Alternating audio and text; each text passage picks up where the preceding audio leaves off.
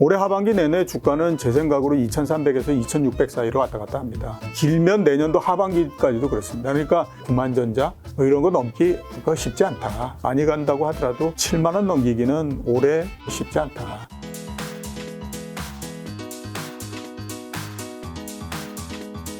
지금 센터장님 말씀해 주신 대로 이제 대우증권에서 투자전략팀장 하시고 이제 리서치 센터장이 하나증권, 현대차증권, IM증권, IBK투자증권에서만 15년 6개월씩 30년 동안 증권회사에 계셨던 거잖아요. 네, 그렇죠. 그만큼 아무래도 이제 분석을 잘 하실 텐데 현재 한국 증시, 미국 증시 뭐 살짝씩 다 반등을 하긴 했지만 예. 어떤 상황인지 좀 점검 한번 하고 갈까요? 제가 작년도에 한 7월 달 정도에 아예 주식시장이 끝나는 것 같다라고 생각을 했거든요. 그때 제가 생각할 때 뭐였냐면 그러면 주가가 떨어지면 어떻게 되겠느냐. 그렇죠. 제 그때 생각이 1000포인트 정도는 하락한다라고 생각을 했습니다. 그러니까 3300에서부터 1000포인트 정도 떨어지면 2300포인트 정도 되잖아요. 아니 너무 정확한데요? 그러니까 그 정도는 떨어질 수 있다라고 저는 봤었어요. 그게 왜 그러냐면요. 대부분 유동성에 의해서 주식시장이 시작하면 그 유동성 장세가 끝나고 나면 유동성 장세에 처음 시작했던 점으로 주가가 돌아오는 것이 일반적이거든요. 그 재작년도에 2010년도 11월 달에 주가가 올라갈 때 한번 보시면요. 2020년 11월 달에 주가가 대략 2250에서 2300 정도에서부터 시작해가지고 두 달 사이에 주가가 거의 한 800포인트를 넘어가지고 올라가 버렸고 이렇게 됐거든요. 그러니까 만약에 이제 주가가 하락을 한다라고 하면 2250에서 2300포인트 정도까지는 내려와야 일단 1차 과정이 끝난다라고 봐야 되는 거죠. 지금은 이제 그런 정도가 왔다라고 봐야 될 것 같고요. 미국 시장도 역시 마찬가지로 제가 봤을 때는 뭐 작년도, 재작년도 이렇게 올라간 거는 유동성에 의해서 과다하게 분출이 돼버린 형태잖아요. 그러니까 그 부분만큼은 사라져야 되는 거거든요. 그게 지금 계속해서 진행이 됐다. 이렇게 이제 볼 수 있는 거 아닌가. 그러면 이제 한국 증시 기준했을 때 1000포인트 빠진 2300에서 지금 2400 정도 왔는 거잖아요. 예. 그럼 이 상황에서는 이제 바닥 찍었다고 생각하시는 건지 어느 주식 정도는 사도 되는 네. 타이밍인 건가요? 그러니까 어느 정도는 내려왔고 여기에서 진짜 생각하지 못했던 일이 벌어지지 않는 한은 추가적으로 떨어지거나 그런 건 크지 않다라고 봐야 됩니다. 몇 가지로 일단 봐야 되는데 앞에서 말씀드렸던 그런 유동성 부분이 있고요. 두 번째는 코로나19가 나기 전에 주가가 어느 정도였냐 하는 걸 생각해 보면 됩니다. 그때에 이제 뭐 2150에서 2250 그 정도가 고점인 상태에서 왔다 갔다 했었잖아요. 그것도 짧은 시간이 아니었어요. 굉장히 오랜 시간 동안에 걸쳐서 그랬거든요. 뭐 어떻게 따지면 대충 뭐 짧게 봐도 3년 정도였고 길게 보면 거의 한 7, 8년 동안을 그 정도에서 왔기 때문에 그러니까 오랜 시간 동안 그 정도에서 주가가 머물렀다라고 하는 건 우리나라 경제 펀드멘탈에 봤을 때 주가가 그 정도가 적정하다라고 보는 거예요. 그렇기 때문에 그렇고 그 다음에 또 한번 생각해 보면요. 과거에 2013년, 14년 이럴 때 우리나라의 영업이익이 전체로 얼마 정도였냐면 110조 정도였어요. 그때 주가가 2000포인트를 중심으로 해서 왔다 갔다 하는 형태였거든요. 작년도에 우리나라 상장기업의 총 영업이익이 242조입니다. 그러면 여기에서 50% 감익을 한다라고 하면 120조 정도잖아요. 그 정도 50% 감익을 한다고 하더라도 코스피는 2천 부근을 지킬 수 있다라고 봐야 되는 거죠. 그렇게 따져보면 추가적으로 하락하거나 하는 폭은 그렇게 크지는 않다라고 봐야 됩니다. 그런데 하나 이제 문제가 될 수 있는 부분들은 만약에 이번에 그래서 금융위기가 발생한다던가 우리나라 아니면 뭐 주요 선진국에서 다발로 금융위기가 발생한다던가 아니면 올해 내지 내년도에 우리나라와 미국의 경제 성장률이 마이너스 한 3%에서 마이너스 한 5% 정도 된다. 그래서 정말 생각지도 못했을 정도로 엄청나게 경기가 안 좋다. 이렇다면 모르지만 그렇지 않다라고 하면 지금에서 주가가 크게 떨어지거나 그러지는 않는다라고 봐야 되는 것이 합리적인 거죠. 아까 전에 지금 2100에서 2250이 뭐 짧게는 3년, 길게는 한 10년이라고 하시는데 이게 적정하다라는 표현을 해주셨는데 예. 사실 이게 코스피가 이제 2년 전과 작년에 이제 상승할 때까지만 해도 3,300 갈 때까지만 해도 이런 얘기 있었잖아요. 우리나라 코스피 그동안 너무 저평가되어 있었다. 이건 말도 안 되는 가격이에요. 그래서 뭐 4,000 갈 수 있다 이런 얘기들이 있었단 말이에요. 근데 방금 전에 어쨌든 2100에서 2250이 적정하다라는 것과 저평가되어 있다는 의견은 굉장히 상반되어 있잖아요. 그렇죠. 어떻게 보세요? 올라갈 때 뭐 무슨 얘기를 못 하겠습니까? 그래서 그죠? 그렇기 때문에 저는 제가 뭐 이렇게 계속 주식시장 전망을 하고 주식시장 분석을 뭐 30몇 년 동안 했지만 제가 가지고 있는 원칙이 하나 있는데요. 그건 뭐냐면 올라갈 때 이런 정도까지 높게 올라간다라고 얘기하는 거 그거 안 믿는다 합니다. 떨어질 때도 역시 마찬가지로 이전 정도까지 내려간다. 이것 또한은 저 안 믿는다고 합니다. 왜냐하면 트렌드가 만들어졌을 때 그 트렌드 쪽으로 해가지고 과다하게 위아래로 지수를 얘기하는 것 자체는 그거는 시장에서부터 시장의 분위기에서부터 벗어나 있다. 이렇게 볼 수가 없다라고 하는 거죠. 시장 분위기 내에서 그냥 얘기를 하고 있는 거예요. 그러니까 재작년이나 이럴 때 주가가 올라갈 때는 누가 더 높게 만드는 얘기하느냐. 그거 가지고 경쟁하는 거잖아요. 지금도 보면 얼마 전에 6월달 이때 주가 많이 떨어질 때 일부는 보면 뭐 2,000포인트 깨지는 거 아니냐. 이런 얘기 막 하고 그러잖아요. 그러니까 그런 것 자체는 별다른 의미가 있는 얘기가 아니다라고 하는 거예요. 근데 과연 주가가 어느 정도 수준이 적정하냐. 그거는 여러 가지 그걸로 산정을 해볼 수 있겠지만 저는 가장 믿는 게 뭐냐 하면 과거서부터 우리나라 주가가 어느 정도에서 안정이 돼 있었느냐 하는 것들이 굉장히 중요하다고 생각하거든요. 이번 같은 경우에 특히 더 그게 심하잖아요. 2010년대 전체를 통해서 주가는 2000포인트 부근에서부터 약간 이 정도에서 계속 있었다라고 하는 거예요. 10년 정도를 넘게 되면 그 사이에 엄청난 일들이 계속해서 그 시장 내에서 다 이렇게 그렇죠. 반영이 되잖아요. 그런데도 주가가 그런 정도 수준이었다라고 하게 되면 일단 우리나라에 맞는 주가는 그런 정도가 적정한 수준이다라고 보고 판단하는 것이 좋다라고 하는 거죠. 지금 이제 센터장님 말씀 들으니까 그래도 저점은 우리가 어느 정도 이제 근처에 있는 것 같다. 예. 안도감을 가지는데 뭔가 또 뉘앙스가 아까 말씀하신 닥터 둠처럼 예. 그렇게 또 위가 열려 있는 것처럼 얘기하는 것 같지는 않아요. 예, 그렇죠. 올해 하반기 좀 어떻게 보는지랑 그 다음에 좀 그럼 언제쯤 이 상황이 좀 좋아질 수 있는지. 저는 지금 그 얘기하거든요. 올해 시장은 이미 다 봤어. 그 얘기 합니다. 그러니까 어차피 고점도 봤고 저점도 다 봤기 때문에 여기에서부터 크게 달라지지 않아. 그런데 올해 하반기 내내 주가는 제 생각으로 2,300에서 2,600 사이로 왔다 갔다 합니다. 내년도 상반기까지도 그럴 거고요.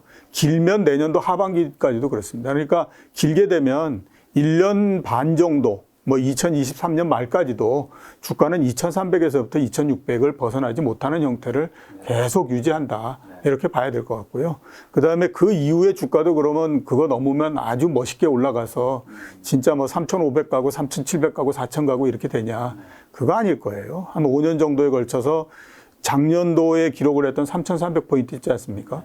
그거를 회복하고 뭐 한다라고 하면, 그러면 뭐 선방을 하는구나. 이렇게 봐야지, 과다하게 여기서부터 높아질 거다.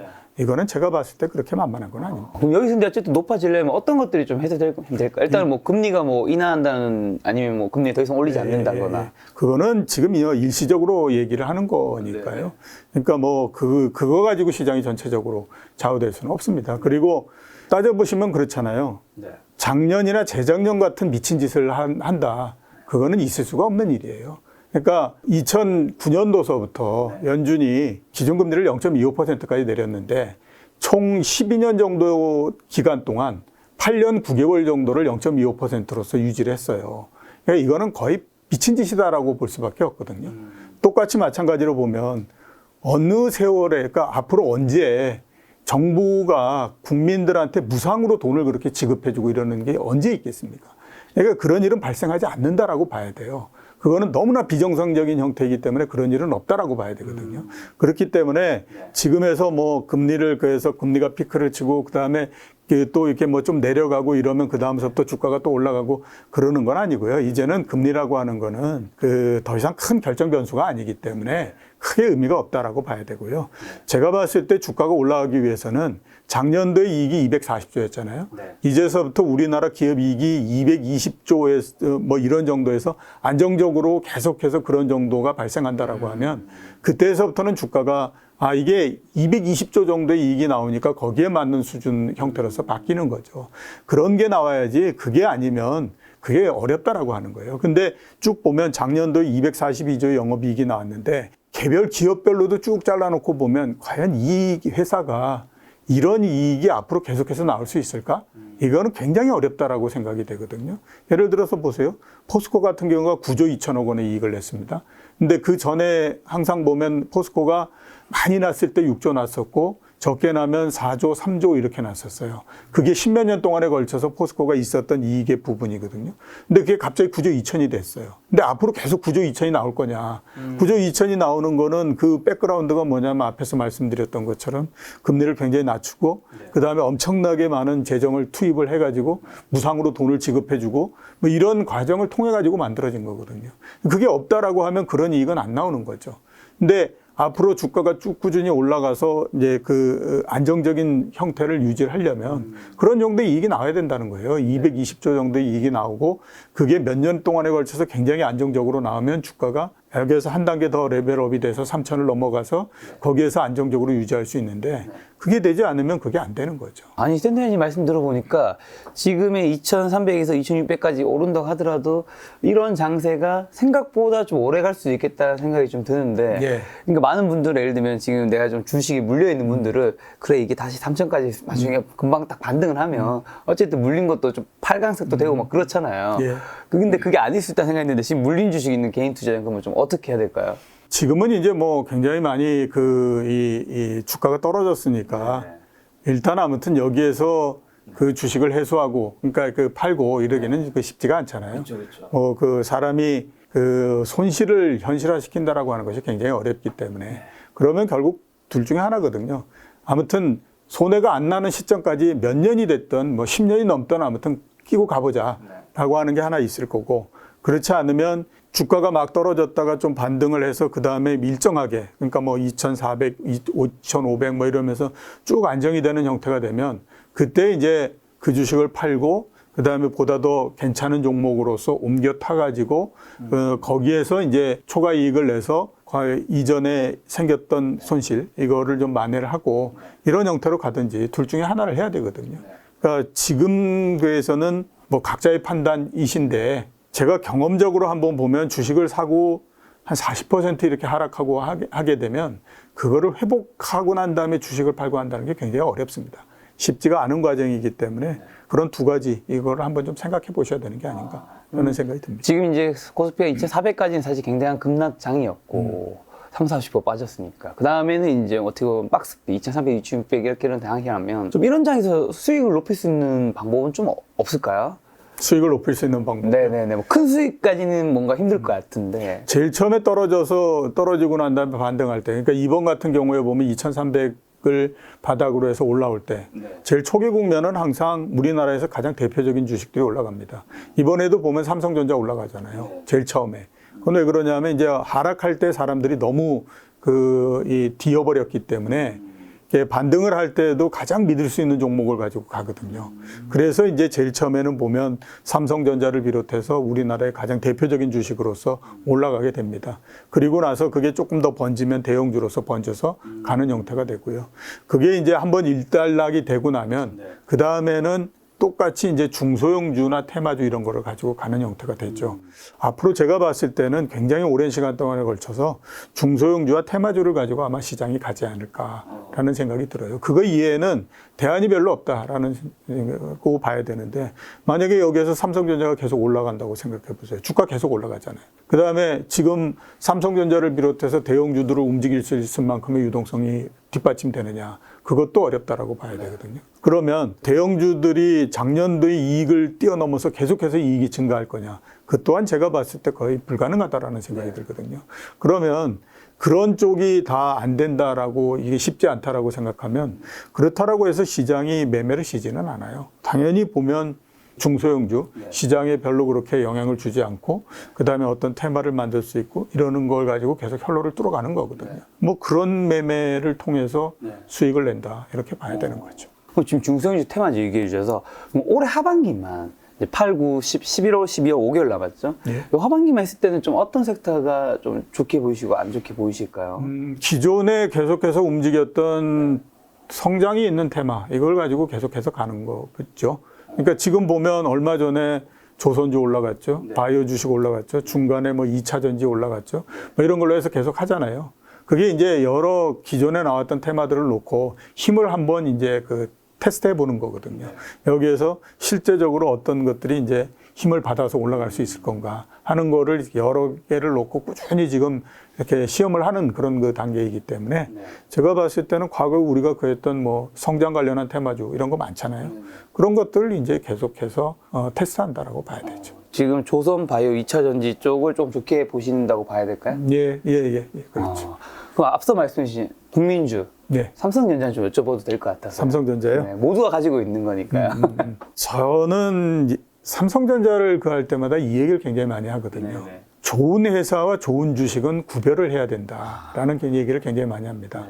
삼성전자가 좋은 회사다라고 하는 거에 대해서는 뭐 누구도 믿어 의심치 않죠. 예, 근데 과연 좋은 주식이냐? 그거는 또 뭐 제가 봤을 때 별로 그렇게 내가 맞아 좋은 주식이야 이렇게 확실하게 확답하기는 어렵다. 왜요? 대한민국 1등 회사인데. 그러니까 좋은 주식이 되기 위해서는요 시장보다도 그 하락을 하거나 이럴 때 하락폭도 적어야 되고 그다음에 변동폭도 그렇게 크지 않아야 되고 이런 조건이 있거든요. 근데 삼성전자는 지금은 그래도 옛날보다 변동폭이 줄었지만 옛날에는 엄청난 변동성이 있었어요. 주가가 한번 고점을 치고 떨어지기 시작하면요 한꺼번에 60%씩 떨어지고 막 이랬거든요. 그렇기 때문에 이게 결코 그렇게 좋은 회사인 거는 맞지만 좋은 주식은 아니다라는 얘기를 굉장히 많이 했었는데 지금도 저는 마찬가지라고 생각합니다. 그리고 앞으로 삼성전자 이렇게 했을 때 당분간은 뭐 9만 원에서 9만 전자 뭐 이런 거 넘기가 쉽지 않다. 그리고 지금 이제 6만 원대 초중반 뭐 이런 정도 돼 있지 않았습니까? 많이 간다고 하더라도 7만 원 넘기기는 올해 전체적으로 봤을 때 쉽지 않다. 그러니까 그 여기에서 삼성전자를 더 끌고 갈 수 있을 만한 그 동력 이거는 그렇게 많지 않다. 저는 이렇게 보고 있습니다. 미국에서도 이제 뭐 반도체 굉장히 투자한다고 한국에서 한다고 하는데 예. 그 시간이 많이 필요할까요? 뭐 그런 얘기들은 조그만 종목일 경우에 삼성전자가 시가총액이 뭐 한 4, 5조 정도 내지는 한 10조 정도 이런 정도다라고 하면 뭐 그런 재료가 먹힐 수 있겠죠. 근데 삼성전자는 아시는 것처럼 시가총액이 200조가 넘는 그런 회사이기 때문에 그런 그 부분적이면서 그런 그 재료를 가지고 주가를 올리고 이러는 건 쉽지가 않아요. 그러니까 뭐 미국에서 반도체 그 뭐 지원을 하고 뭐 해서 몇백억 달러 뭐 이렇게 얘기를 하고 뭐 몇천억 달러 이렇게 얘기를 하고 하잖아요. 그게 삼성전자 전체 시가총액이나 매출이나 이런 거 봤을 때 그게 뭐 그렇게 삼성전자 입장에서 봤을 땐 큰 건 아니잖아요. 그러니까 그런 것들을 감안했을 때는 별로 그렇게 큰 의미가 있는 얘기는 아닌 것 같다라는 생각이 듭니다. 자, 그럼 이런 장에서는 좀 내 수익을 지키기 위해서는 좀 어떤 주식을 좀 팔아야 될까요, 그러면? 사는 게 아니라 파는 거예요. 네, 파는 게 사실은 굉장히 중요하잖아요. 네, 이게 내가 그렇죠. 자꾸 내가 가진 자산이라는 건 굉장히 한정적인데 자꾸 뭐 파란색 아니면 그냥 보합인 거를 계속 가지고 가는 것도 사실 기회비용을 크게 잃는 거잖아요. 그렇죠. 일단은 아무튼 좀 하락을 했다가 네. 남들보다도 좀 반등을 하고 네. 그런 주식들은 좀 팔아야 된다라고 생각을 합니다. 그거는 지금 보면 일부 대형주들도 거기에 다 들어갈 수 있다라고 봐야 되죠.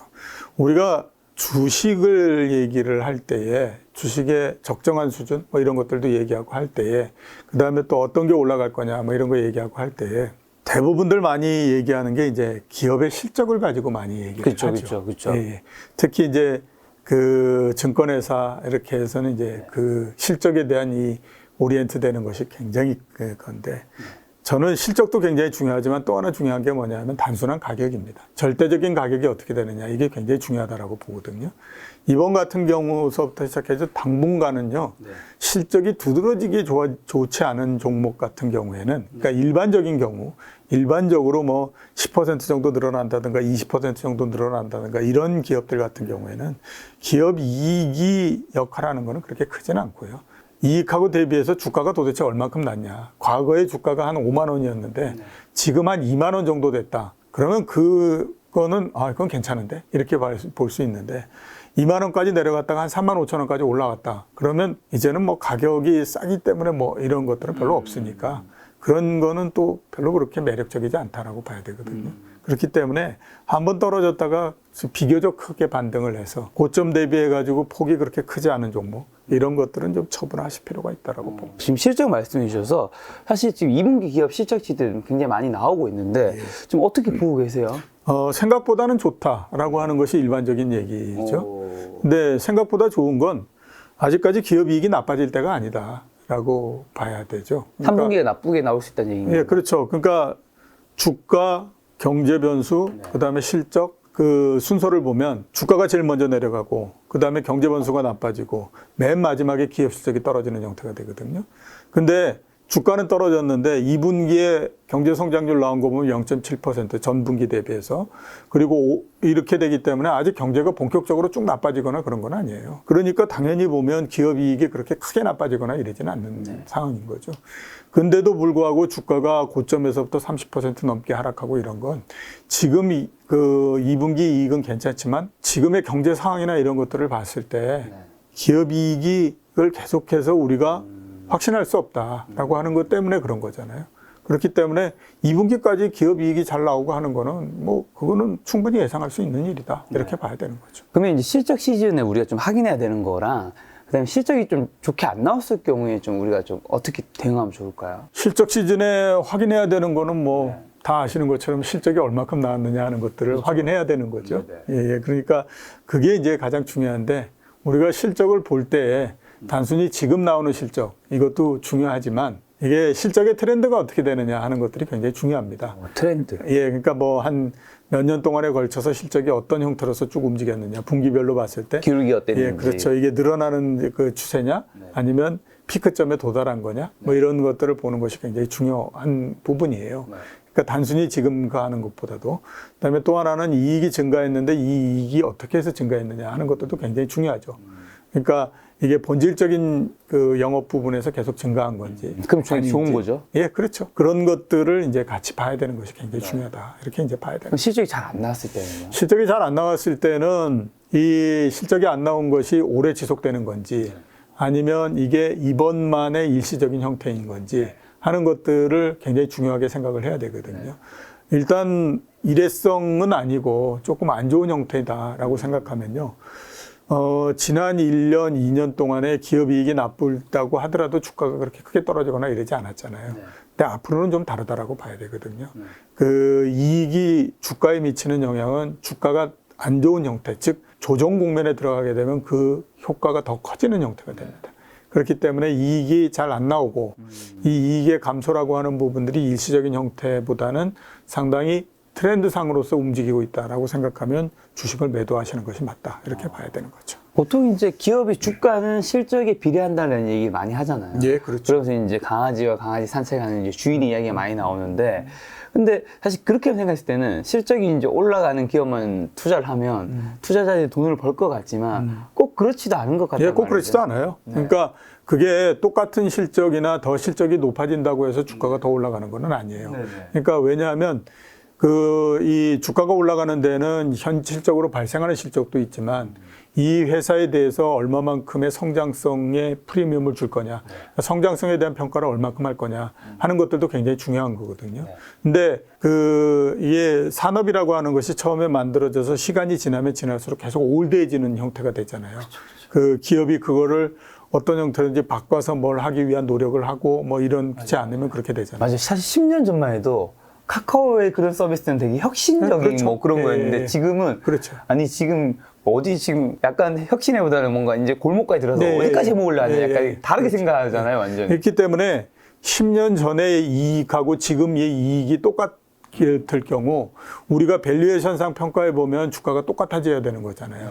근데 과거에 비해서 주가가 굉장히 낮은 형태가 돼 버리거든요. 그러니까 아까 말씀드렸던 것처럼 포스코 같은 경우를 보면 2000년대 중반, 2006년, 7년 이럴 때는 기업이익이 4조, 5조 이렇게 났었는데 그때 주가가 70만 원 정도로 했었거든요.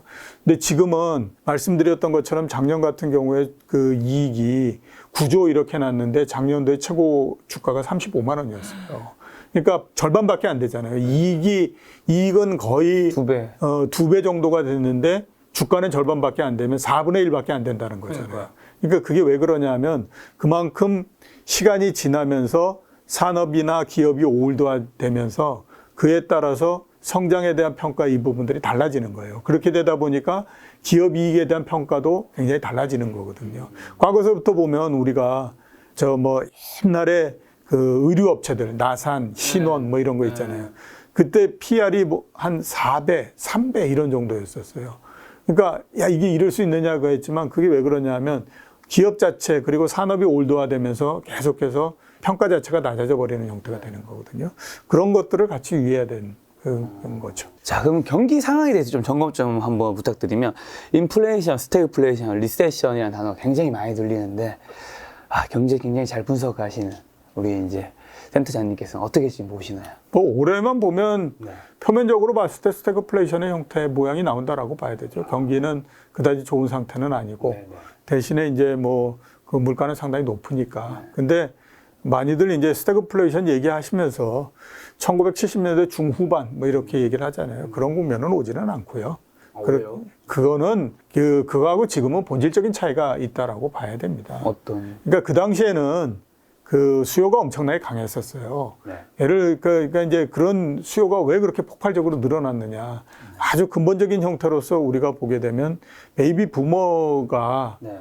많이 늘어나면서 세계적으로 수요를 굉장히 끌어올리는 형태가 됐거든요. 그러니까 1950년생, 60년생 이러면서 인구가 거의 20억 명 정도가 증가를 했어요. 전 세계적으로. 그렇게 되다 보니까 자연적으로 아무튼 뭐 인플레가 굉장히 심해지고 이럴 수밖에 없는 구조. 이런 거죠. 근데 지금은 뭐 인구를 제외한다고 하더라도 나머지 한번 부분 보세요. 지금이야 무슨 뭐 인플레가 어쩌고 저쩌고 해가지고 뭐 물가가 높아서 큰 문제다 어쩌고 뭐 얘기를 하지만 2000년서부터 따져보면요. 그 사이에 20년 정도 되는 기간 동안에 경기가 조금만 나빠지면 무슨 얘기들 계속했습니까? 물가가 떨어지는 디플레가 발생할 가능성이 있고 맞아. 그래서 이 디플레라고 하는 건 우리가 한 번도 다뤄본 사람이 없기 때문에 굉장히 위험한 거고 이런 얘기 했잖아요. 그러면 20년 동안 그 얘기했으면 20년 동안 얘기한 것이 훨씬 더 의미가 있는 거지 지금 벌어지고 있는 것이 의미가 있는 건 아니에요. 20년 동안 계속해서 디플레를 걱정하고 이렇게 했다라고 하는 건 지금 세계 경제가 서 있는 토대 자체가 디플레 토대 위에 서 있다라고 하는 겁니다. 그렇기 때문에 이 인플레는 오래 가지 않기 때문에 스태그플레이션이니 뭐니 이런 거는 발생하지 않는다라고 봐야 돼요. 그 대신에 하나 그한 건 올해 내년 그래서 아무리 부인하고 하지만 경기 침체는 된다 이렇게 봐야 되는 거죠. 그럼 경기 침체 온다면 지금 우리가 좀 예측보다는 대응인 거잖아요. 예. 뭘 좀 대응하면 좋을까요? 지금? 이미 경기 침체는 어느 정도 왔다라고 봐야 되죠. 미국 같은 경우에 1분기, 2분기 경제 성장률이 마이너스 1.6, 마이너스 0.9 해서 경기 침체를 요건을 충족시키는 그런 형태가 됐잖아요. 그러니까 경기 침체는 왔다라고 봐야 되는 거고 그 다음에 또 당분간은 경기 침체가 계속된다라고 봐야 되는 거죠. 그렇기 때문에 이미 온 상황이니까 지금에서는 보면 앞에 제가 잠깐 말씀드렸지만 그러면 내년도에 경제가 정말 미국이 한 마이너스 5% 정도 될 거냐. 그것만 이제 보시면 되는 거죠. 이미 제가 생각했을 때는 경기 침체가 된다라고 하는 가정 하에서 주가는 30% 정도 빠진 거거든요. 그렇기 때문에 앞으로 봐야 될 거는 경기 침체가 되느냐 안 되느냐의 문제가 아니라 경기 침체는 당연히 지금도 됐고 돼 있는 상태인데 내년도에 경제 성장률이 진짜 한 마이너스 5%까지 내려갈 거냐. 그거를 봐야 되는 것이 더 중요하다라고 봐야 되죠. 지금 경제 성장률 얘기해 주셔서 중국 GDP 성장률이 1분기 4.8%, 이어 2분기 0.4%로 코로나 이후 최저치 기록하면서 연간 목표치는 5.5% 달성에 물 건너갔다는 진단 나오던데 향후 어떻게 보시면 중국 증시는 어떻게 보시면 이런 여파가 사실 한국에도 미칠 수는 있는 거잖아요. 중국 경제 성장률은 뭐 생각했던 대로 상당히 떨어져서 올해 전체적으로 봤을 때 잘 나와봐야 3% 이렇게 된다라고 봐야 되는 것이 합리적이죠. 그게 아니면 그건 문제가 있다라고 봐야 되는 거고요. 대신에 그렇게 나왔을 때 그러면 중국 주식시장이 계속 하락할 거냐? 저는 그렇게 보지는 않습니다. 지금에서부터 그렇게 크게 떨어지거나 그러지 않아요. 왜 그러냐면 중국 시장 상하이 종합 주가 지수가 3,000이 됐던 게 언제입니까? 지금은 기억도 가물가물하시겠지만 후광통이라고 하는 것이 있었거든요. 그때가 언제냐면 아마 한 2010몇 년도일 겁니다. 지금으로부터 한 5, 6년 전 정도일 텐데 그때 5,000포인트까지 올라갔다가 떨어졌던 것이 3,000포인트였어요. 그리고 지금도 주가는 그 수준을 유지하고 있잖아요. 그 사이에 미국 시장은 어떻게 됐는데요? 그 사이에 미국 시장은 250% 넘게 상승을 했습니다. 그러니까 중국 시장은 가격이 워낙 낮은 상태이기 때문에 여기에서 어지간한 뭔가가 나온다고 해서 주가가 떨어지거나 이럴 그 상황은 아니에요. 그렇기 때문에 뭐 경제 성장률이 올해 3%가 되고 심지어 2% 정도로서 떨어진다라고 하더라도 중국 시장이 그것 때문에 더 내려가가지고 뭐 2,000포인트대 초반 정도가 된다. 이런 것들은 나오지 않기 때문에 뭐 제 생각으로는 그런 부분들에 대해서는 그렇게 크게 의미를 두거나 그러지 않습니다. 저는. 지금 사실 전 세계적으로 경제 성장률도 떨어지고, 그 다음에 우리나라의 뭐 주식, 가상화폐, 부동산 시장도 다 침체하거나 하락했고, 그러다 보니까 사람들이 저는 가장 큰 문제 중 하나가 이제 투자 심리가 너무 얼어붙어서 사실 그걸 보여줄 수 있는 바로미터 중 하나가 이제 예탁금도 굉장히 감소했잖아요. 결국에는 사람들이 많이 이제 모여들고 그만큼 자본이 모여들어야지 사실 증시도 어느 정도 상승할 수 있는 부분이 있을 텐데, 그런 심리가 얼어붙었는 게 다시 따뜻해지는데 생각보다 굉장히 오랜 시간이 걸리지 않을까라는 생각이 드는데. 굉장히 오랜 시간 걸리죠. 그리고 지금 예탁금이 줄어들고 그런 건 당연한 겁니다. 왜냐하면 예탁금 자금이라고 하는 거는 굉장히 후행적인 형태이기 때문에 주가가 나빠지고 나면 그 다음에 시간이 훨씬 지나서 예탁금이 줄어들거든요.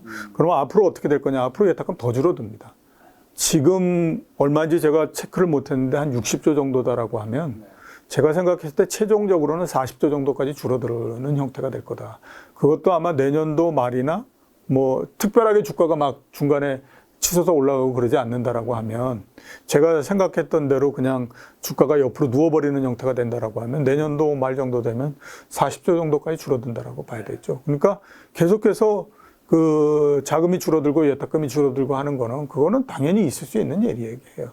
근데 그러면 예탁금 40조 정도 되면 주식시장이 못 움직이냐, 그리고 주식시장이 거기에서 벌벌 매는 형태가 되냐? 절대 또 그렇지 않습니다. 그 코로나19 있기 전에 주가가 말씀드렸던 것처럼 뭐 2,100 뭐 이렇게 왔다 갔다 하고 그럴 때 그때 예탁금이 20조 정도였었어요. 40조 줄어든다고 하더라도 2배 정도 되는 겁니다. 주가는 뭐 2,400이나 2,100이나 뭐 크게 차이 나지 않잖아요. 그렇기 때문에 40조 정도까지 줄어든다고 하더라도 크게 문제될 건 없다라고 저는 생각합니다. 그렇기 때문에 그런 하나하나에 자꾸 이제 뭐, 이게 큰 문제 생기는 거 아니냐, 이렇게 이게 보다 보면 끝없는 상상, 이런 부분들로 해서 문제 굉장히 많이 생기는 거죠. 그러니까 그런 것들 하지 마시고요. 그 다음에 제가 이런 얘기를 굉장히 많이 합니다. 주식 시장에서 시간이 지날수록 보는 관점이 달라진다라는 얘기를 많이 하거든요. 제일 처음에 들어와서 그 다음에 어느 정도 시간이 되고 할 때까지는 주식 시장을 항상 지식이라고 하는 측면에서 보려고 합니다. 그러니까 우리 흔히 얘기하는 것처럼 경제가 어떻게 되면 주식이 어떻게 되고, 뭐 기업 이익이 달라지면 어떻게 되고요, 금리에 따라서 어떻게 되고요, 뭐 이런 얘기들을 굉장히 많이 하죠.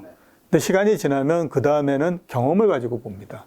과거에 주식이 이런 때에 사람들은 이렇게 행동을 하더라 라고 하는 걸 가지고 보거든요. 그 단계를 지나고 나면 그 다음에는 인간을 가지고 주식을 보려고 합니다. 사람들의 마음이 어떻게 움직이는지 이런 거를 가지고 보거든요. 지금에서 중요한 거는 제가 봤을 때 사람들이 마음을 다스리는 것이 중요하지, 여기에서 뭐 예탁금이 어떻게 되느냐 이런 거는 크게 중요한 건 아니다라고 보시죠.